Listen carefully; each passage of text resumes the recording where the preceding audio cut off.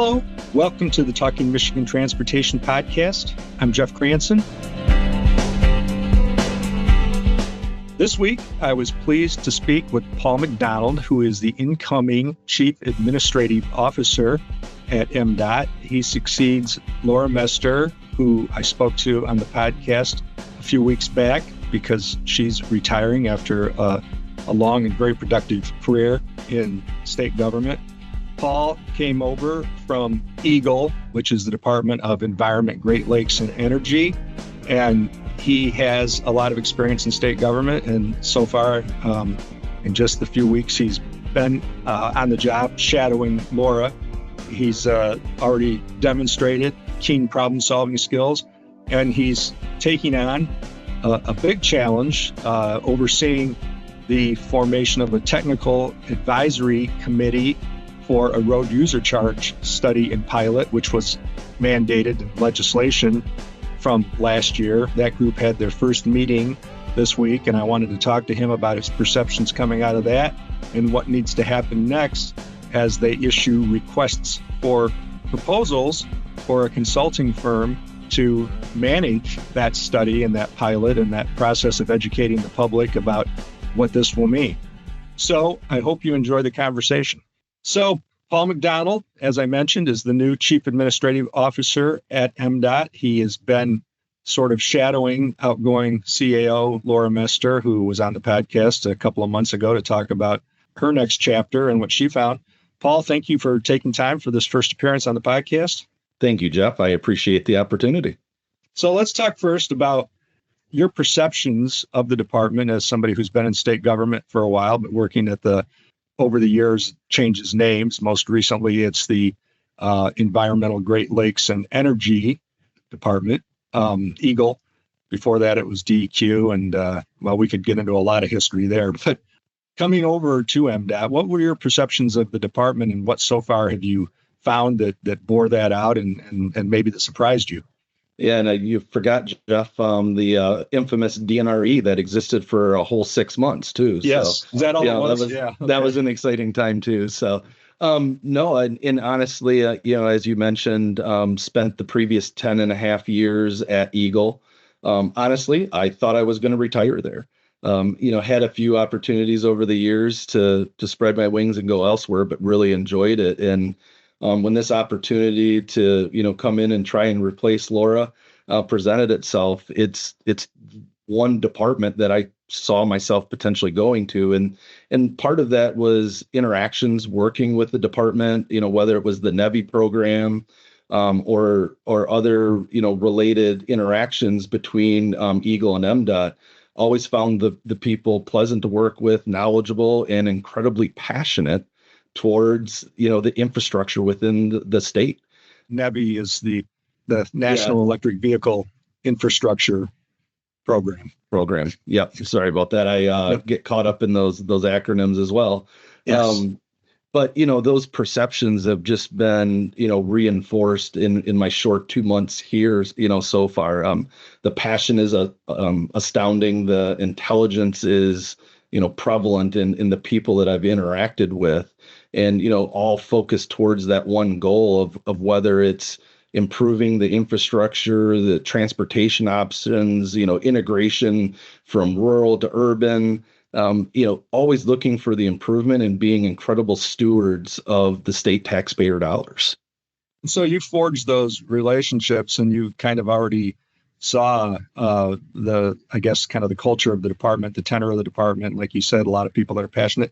Sometimes EGLE and MDOT, butt heads on things. And I'm guessing that it was because of your understanding of the department that you were probably able to help, with some accord to get people on the same page. Is that fair to say?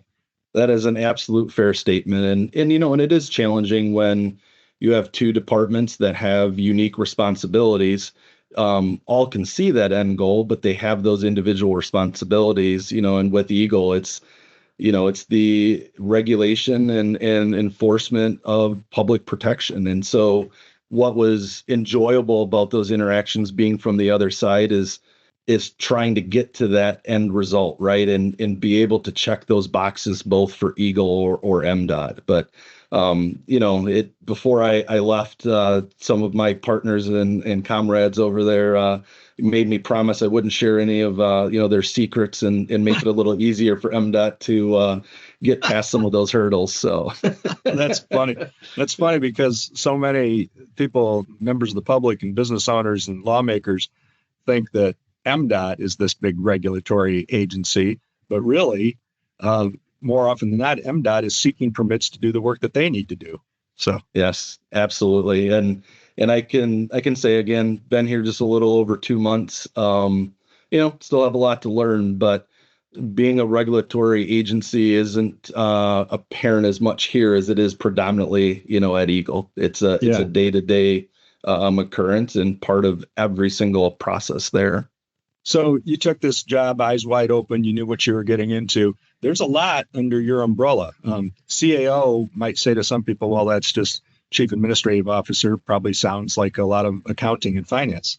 Well, that is a piece of it, but that's not all of it. So talk about what all is in your portfolio. Sure, absolutely. And, as you indicated, obviously the budget and finance piece is a pretty big part of that. And, puts our programs in a position to be able to spend and work towards those programs every year. But there's quite a few other important behind the scenes branches as well. And first is enterprise information management office. Really helping every program and employee within MDOT, whether it's from cell phone usage, laptop, or more importantly, the databases and information that we're sharing. A pretty big project that they're working towards is creating a platform, if you will, where data, regardless of what database it's in, can be shared across the board, putting us in better positions to make management decisions. Yeah. That's just another piece. Yeah, it's just a small piece. Andy Esch will probably kick me under the table next time, and I say small piece.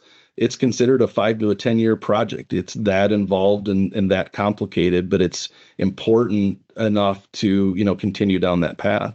But on top of those three areas, the International Bridge Authority, so the bridge connecting the Sioux on both sides of the U.S. and Canada, is in my portfolio. And then, quite frankly, the modes, as I refer to them. So the planes, trains, and buses. So whether it's Office of Rail, Office of Passenger Transportation, or Aeronautics, those three areas are there as well, and have a significant amount to learn in those areas, but also pretty excited about diving in and seeing what we can do to move those programs forward. Yeah, that's a challenge because a lot of what they do is pass through money, and they're not in a position necessarily to advocate for some of the programs. And a lot of the people, the various agencies, and certainly lawmakers don't always understand that what a limited role we have with the modes. And when you talk about passionate people in the department, the people that work in those areas are among the tops. They really care a great deal about those things, and doing what they can to serve the public so that everybody has mobility, but also to protect the taxpayer and spend those dollars wisely. Absolutely. And I think, Jeff, you hit it right on the head. A lot of it comes down to education, right? Whether it's connecting passenger transportation between, cities, whether it's in the UP or in, Southeast or Southwest Michigan. There's a lot of opportunities there if we invest in it. And hopefully, the new road funding package will provide some of those areas with a little bit of more capacity to be able to connect those systems. Passenger rail, bus transportation, and, who knows how long it'll take, but perhaps personalized drone transportation from place to place, right? So all exciting, and pretty soon the Jetsons will be real. Yeah, absolutely. People used to talk about that often. They make that comparison. We talk about automated vehicles, and the biggest, I think anyway, what I've talked about over the years and advocated for when it comes to automated vehicles are the safety features, that because computers really are better drivers than humans, whether we want to admit it or not. They don't have all the flaws that humans have that cause crashes. But there were crashes in the Jetsons. So those flying cars were not free of running into each other. Sure, 100%. Please stay tuned. We'll be back with more Talking Michigan Transportation right after this. If you're enjoying today's Talking Michigan Transportation podcast and would like to learn more about some of the exciting innovations going on at the Michigan Department of Transportation, check out the MDOT YouTube channel for videos featuring project updates, safety initiatives, and program highlights. Go to youtube.com/MichiganDOT and subscribe. So let's talk about your first really big task. You arrived just in time to take on this legislative mandated process to have a study and pilot of a road user charge program, which has been piloted in some other states. No state actually has a program in place entirely. Some are very tailored, very unique. Obviously, Hawaii, we talk about a lot. But your first task was to help get this RFP out the door. How soon can we expect that request for proposal to be out there for a consultant to help manage this program? Yep. So we're putting the final touches on that, and the hope is in the next 2 weeks that RFP will be on the street. We expect that it'll be open for submission for about 5 weeks, and then a group of us, so 3 members from MDOT, and then 3 from the Technical Advisory Committee, will join forces to review those and select the ultimate awardee of that RFP. And that's when the real work, will begin. Yeah. And so yesterday, Tuesday, January 27th, was the first meeting of this Technical Advisory Committee. It's not a policy-making body. It's not a law-making body. But it's part of the process so that we've got technical advisors as we go through this. A lot of the work is going to be pretty in the weeds and pretty tedious, but as we expected, there's a lot of misunderstanding out there. People think that this is the group that's going to be making the decisions about eventually having a road user charge system in place. That's really not what this is all about. So talk about the challenge of trying to work through this and explain it, and just say, I'm sorry to media and others that want to find some great controversial story here, but this is a lot of boring process, really.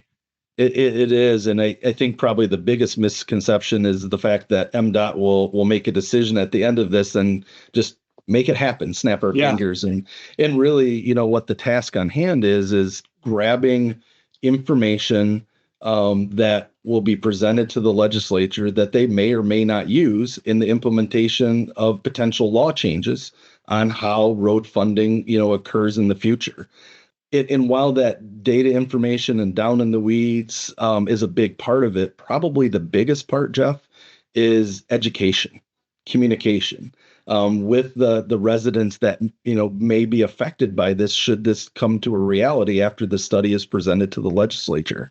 And what I mean by that is, the misconception that a road user charge is going to cost some people more money or less, or it's targeting just EVs. Really what it looks at is a decades old model that was based on vehicle usage that had very limited difference from one vehicle to the next, all within 5 or 10 miles per gallon, rate. And now you have vehicles that are high efficiency, in the 35, 40 miles of the gallon. You have hybrids, you have full EVs, and you still have those. I grew up in the Thumb. I can guarantee there's still a 1980s pickup driving around somewhere there getting 6 miles to the gallon. But, the concept of a RUC or a road user charge is looking at the usage, so the miles driven by an individual. And so it's more fair and equitably, dispersed amongst the residents of the state. Yeah, well, that's the big thing, is that people are surprised. You've heard these stories many times. Denise Donahue, who's a member of this technical advisory committee and heads up the County Road Association, they've been looking at this for a long time, largely out of a concern about what electric vehicles are going to mean to what we take in revenue. But there's that misconception by so many people that I'm going to pay more. And when you explain to them how it works and they find out, no, you might actually not pay more, they turn around. But you can't talk to all 10 million people in the state one at a time. So correct. Yep. Yeah. And that's why, even the pilot that we have, and again, I don't have a great understanding on the number until we get the consultant in and understand, the hurdles are there. I don't expect the pilot to be more than 2,000 people. Well, that's a pretty small sample size of the state of Michigan, residents that are here. But where the big efforts will become is the communication and education will be for everyone, right? Whether it's sitting at a booth at a county fair or holding a citywide, meeting or a town hall in, the UP. It's about educating the residents so they understand what this means. And yes, there's the possibility that there may be some users that pay more than others or goes up and down. But again, fully dependent, the theory behind it, fully dependent on the number of miles or the usage of the roads that is occurring. Yeah, there's an old cartoon, political cartoon, goes back years. I don't remember what it was. It might have been a Doonesbury, but it was a couple guys sitting around outside of a legislative chamber and looking at a tax bill and saying, wait a minute, this bill is actually going to tax the people who use the services. And so yeah, that's what this is all about, right? This is road user charges. Like this is why I've always been interested in tolling, which I thought we would get to before we actually got to road user charges. But the people who use the road should pay for the roads. It seems pretty logical. It does seem fairly logical, right? And I know it's hard probably for some people to realize that their costs may go up. But if you're using the service more than your neighbor, it shouldn't be an equivalent assessment between the two of you. Yeah, right. It's just like if you had a meter, just like you do for your electricity or your natural gas, then you would know. And that's why the gas tax worked for more than 100 years. That was a very effective way. It was a good measure. And it's a good thing that we're driving more fuel efficient cars. That's good for the environment. It's good for our carbon footprint, everything about it. But we still need the pavement and the bridges.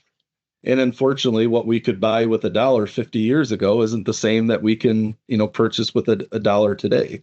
Everybody knows that, they walk into a grocery store and they see that impact. And so to your point, the encouragement is towards more fuel efficiency, whether it's regular gas using vehicles, hybrids or EVs, and reducing that carbon footprint. But at the same point in time, we need to make sure that the infrastructure has the resources to provide safe modes of transportation. Yeah, I mean, you're talking about the gas tax, right? What costs the same now as it did 40 years ago, but it hasn't been raised. I always thought if I testified before Congress, I would tell them, hey, I'm a skier and I went to Boyne Mountain and I told them I want to pay a 1984 price for a lift ticket. How did that go for you? Yeah. Not well. So yeah, it's a hard point to make. So you didn't really have you didn't have to do this at EGLE. You weren't out trying to educate the public and lawmakers about funding and how you guys do what you do. I mean, there might have been some element of it, but you didn't really have a user fee model like we do for all citizens, right? So is this kind of new to you, this idea that you've got to help educate the public about how we fund our infrastructure? I mean, probably to this scale, yes. But, EGLE has 45, 46 different fees and licenses and permits. And so any type or any time that you would end up in a scenario where revenues weren't meeting, demand or need, that education and conversation would always need to occur. Much smaller scale, right? So, whether you're talking about scrap tire haulers, whether you're talking about city water maintenance folks or what have you, the education was always there, but definitely not this far-reaching and not this commonplace, for every resident. Whether it was businesses or cities or governments, concept was there, just a much bigger scale. Yeah. Well, I guess you were dealing with people who probably didn't think that they should have to get that permit in the first place. So they certainly don't want the price to go up. 100%, and also dealing with, we need to, replace your 65-year-old water main. And it means that your water bill is going to go up to pay for it.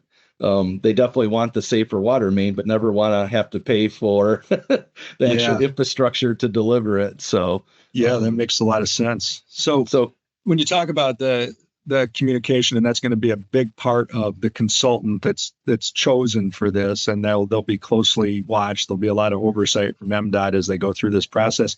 Do you have any sense of a timeline, how long that might all take? And the other thing I wanted to flag in here, I focused in a lot on the education of the residents and people that'll be using this. I don't want to leave out. We have a very strong desire to pull in some legislative persons to part of the pilot and test too, because I think it's important for them to experience, some of the options and the understanding. That's a very good point. Yes. But, as far as timeline, it's tough to say until we sit down and meet with the consultant. But looking at what some other states have done and how long it's taken to do a study, kind of get that first initial report, thinking it'll probably be a 2-year process from start to end.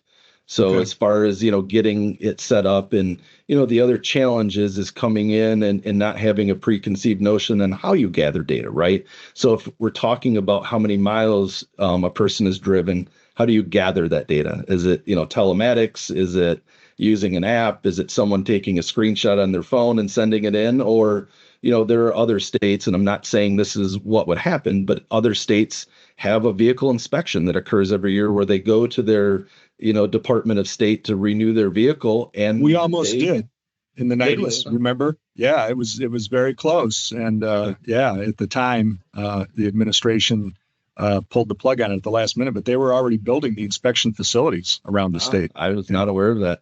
But, there's a lot of different opportunities there. And so it'll take time to set those up and work through, the bumps and bruises along the way. And again, having to educate those that are even in the pilot study of how to do that effectively and what it means. Yeah, no, it's exciting. We've got some very passionate advocates in the legislature and in the broader transportation community. And then we know that there are people whose inertia will be to oppose this, because every time a media outlet does a story, they go to a gas station and ask somebody standing there pumping gas, and they almost always say, well, no, and that is the challenge with the education. But I do agree with you. And some people, may think I'm crazy. I am excited about this, right? Anytime that you have an opportunity in your career to potentially affect something that's been in place for 100 years or more and change it potentially for the better to make it more fair and equitable to the current environment, that's an exciting opportunity. Now, maybe every day won't feel that same way when some obstacles present themselves. But overall, this is exciting. And again, hope that the information that we gather and present to the legislature, paints a picture for new opportunities. Yeah. Well, I think you obviously hit the ground running, and it's going to be really interesting to talk to you further as we move along. So thanks very much for sharing both your personal background and what your feelings are as you take on this big challenge with the road user charge pilot and study. It's, I guess, study/pilot is the best way to put it. Yes, it is. Thank you, Jeff. I appreciate the opportunity. I'd like to thank you once more for tuning in to Talking Michigan Transportation. You can find show notes and more on Apple Podcasts or Buzzsprout. I also want to acknowledge the talented people who help make this a reality each week, starting with Randy Debler, who skillfully edits the audio, Jesse Ball, who proofs the content, Courtney Bates, who posts the podcast to various platforms, and Jackie Salinas, who transcribes the audio to make it accessible to all.